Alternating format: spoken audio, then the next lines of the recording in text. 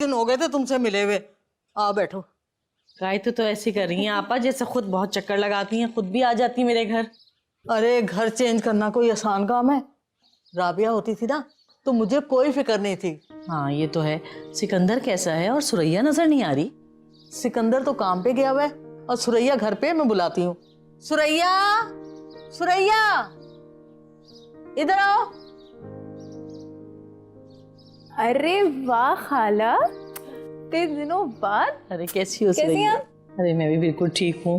रोज आने का सोचती हूँ लेकिन आ ही नहीं पाती हूँ।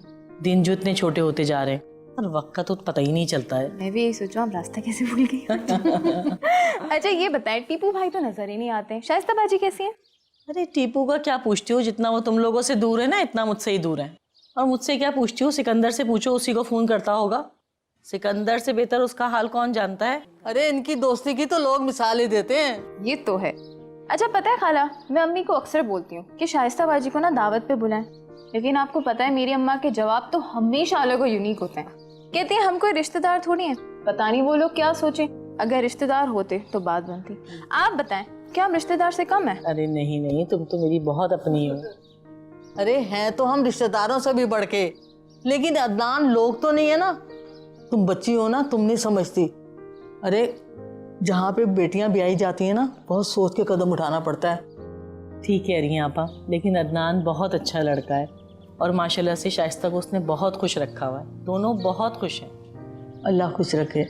और तुम क्या बातें बनाने बैठ गई हो? खाला को चाय पानी का भी नहीं पूछा तुमने?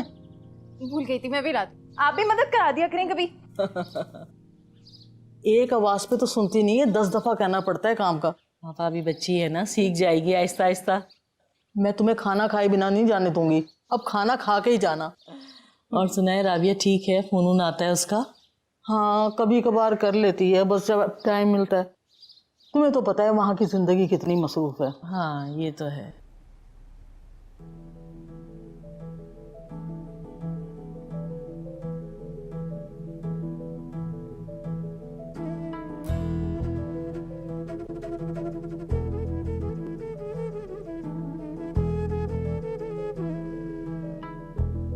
इधर आओ।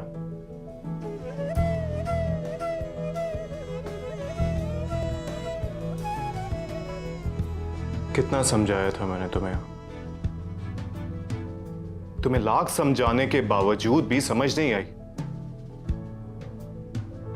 क्या सोच रही होगी वो?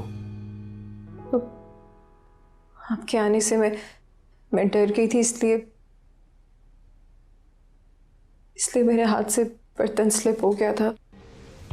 तुम्हें क्या लगता है उसे समझ नहीं आएगी कि तुम्हारे हाथ से बर्तन क्यों स्लिप हुआ था? बेवकूफ है वो।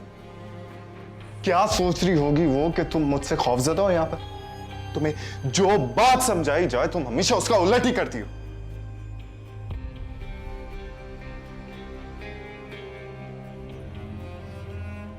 मैं तो उस लड़की का इस घर में आना बंद कर दूं, लेकिन क्या करूं, मजबूर हूं कि उनके बिजनेस में मेरे शेयर्स।